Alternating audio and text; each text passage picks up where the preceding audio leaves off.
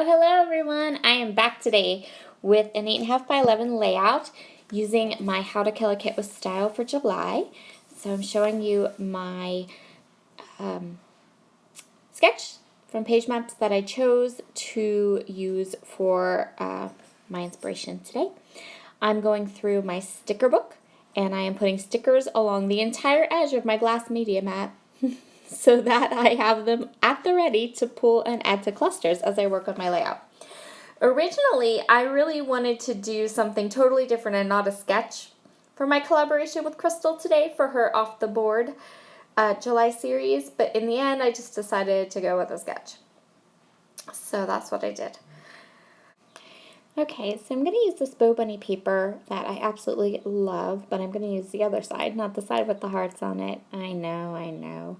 But it just worked perfectly with the other items that I had chosen for my layout. I'm going to cut the pink paper down to 8.5 by 11, and then I'm going to grab some white cardstock, and I'm going to cut it down smaller than 8.5 by 11. I started out with 8 and by 10.5, so I cut half an inch off it. And then as I started to create this layout, I actually went ahead and trimmed it a bit more than that, so I don't know the exact dimensions. But my idea was that I wanted to grab my Creative Memories border punch and add a punched border down the bottom that would tuck in under the white cardstock, and so I needed to make sure that I gave myself enough room on one side of the layout to be able to add those punched pieces. And I believe as I started to do this, I did at one point maybe even trim that paper down even smaller. So this is one of the scrap pieces of paper from the Authentique Dreamy collection. I just had a little bit of this one. I didn't want to try to get a new sheet of 6x6 paper. I know there's extras in the pad, but this was my second to last project with my kit, and I was really looking to make the scraps stretch because I really wanted to be able to have such small scraps at the end that I didn't mind just tossing them away and only keeping the full sheets left over from my kit. So I'm going to go ahead and I'm punching those 2 border punches, and then I'm going to go ahead and I'm going to tuck them underneath the white paper. And the way I did this, since they weren't a full 12 inches, is I'm going to grab my tape runner here, and I'm just going to add a little bit to the edges, and then I'm going to line up the punched borders so that those little scalloped edges line up perfectly. And really, by the end of the layout, you cannot even tell that these are 2 pieces of paper because of the way that I did this. So you can see here I'm putting just some tape on the second one, and then I'm going to go ahead and I'm going to line it up. And then I'm going to put the white paper, the white cardstock on top of it, but you'll notice that I am being super careful about where, well, first I'm going to trim it off, but I'm going to be super careful about where I put the white paper down because I'm going to get my sewing machine out. Actually, I don't have to get it out because it's out. It has its own table. It's ready to go at all times. I just have to turn it on. Now, I am the worst sewer ever. I'm good with hand stitching, but sewing machines and so until I get the hang of it, we're going to go for wonky stitching because honestly, wonky stitching is all I can handle right now. Anyway, so I'm sure that a lot of people will give me tons of comments about how to make my stitching better, and that's fine. I'll get the hang of it eventually. I also finally have a sewing machine that I can use and it doesn't break on me. I've broken so many sewing machines, don't get me started. But I have a Brother one now, and that one so far appears to be working really, really well.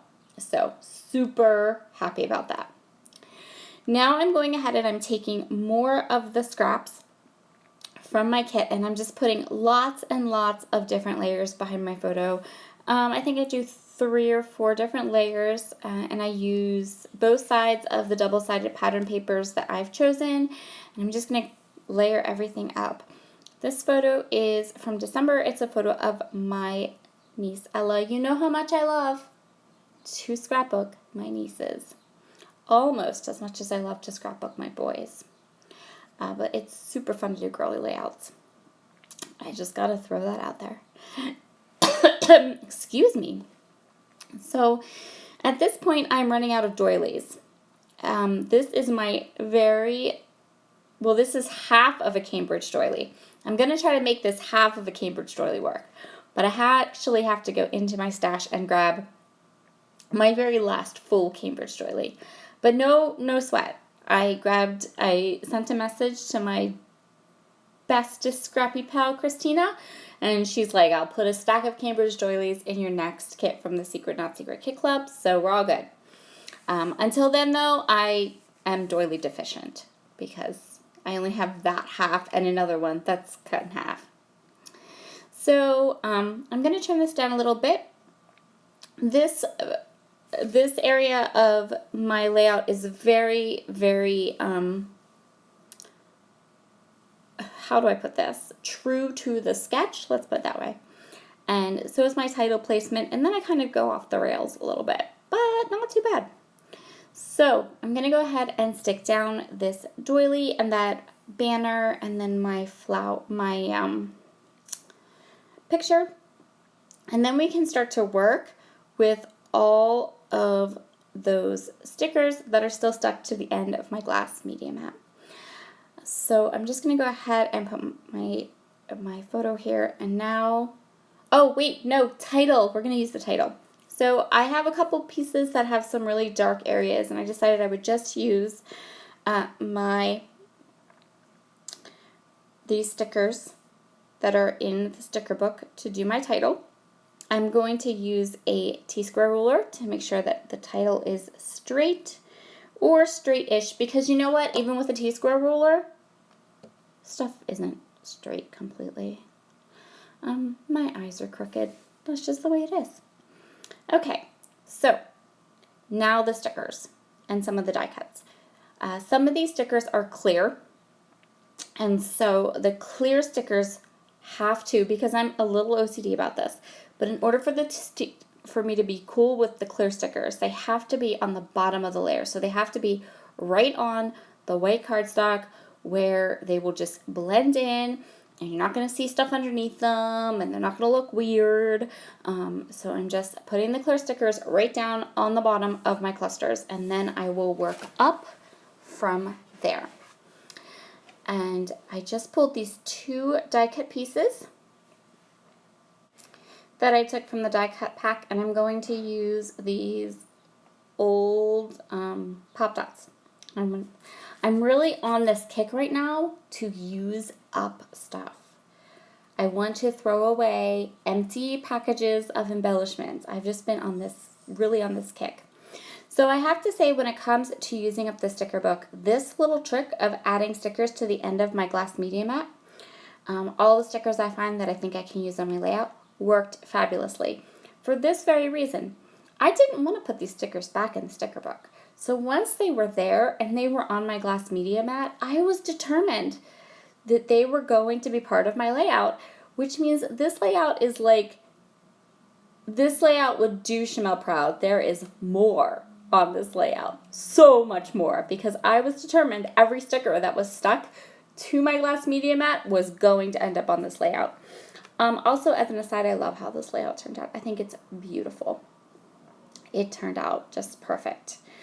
But yes, a lot of my embellishment decisions as I was creating this layout were based strictly on the fact that all the stickers that I had put on the glass media mat were going on the layout somewhere. It was happening. So I'm using these Pop Tarts again on this little flower, or this little heart die cut, and that adds a little black. I knew that I was going to be adding touches of black throughout the clusters, and so to tie it all together, I used the black letters on my title. Very easy title. A lot of my titles quite often are just who the picture is of and the month and year that the picture was taken, or the exact date if I have the exact date. And so that's just how we're rolling right now, I guess. I'm kind of on that like heritage photo kick. So yeah, I'm just in that, like, make sure that you have a date on your pictures. Dates and names are essential for pictures in scrapbooks. Okay, so I'm just going to continue on here. I am adding 3 of these gorgeous Scrap and Happy Studios epoxy flares. I might be slightly addicted to them. They have pretty much been making it on just about every layout that I've made recently, which is good because Friday I placed quite a large order of them. So, like these little flowers, I probably would have skipped these little flowers and called my layout done, but those little flowers were on the glass mat, so on the layout they went. I'm going to take a peek here at these puffy stickers. I think I only end up using that one little heart, and then I think I used one more down in that other cluster just to round it out a little bit, because I didn't have sequins or anything else to add to this layout. And that's going to be where we end this one. Thank you so much for stopping by today. I hope you enjoyed this layout. Great job to Crystal because she made it through and she got us all using our Pinterest boards. Have a wonderful day. I'll talk to you later. Bye.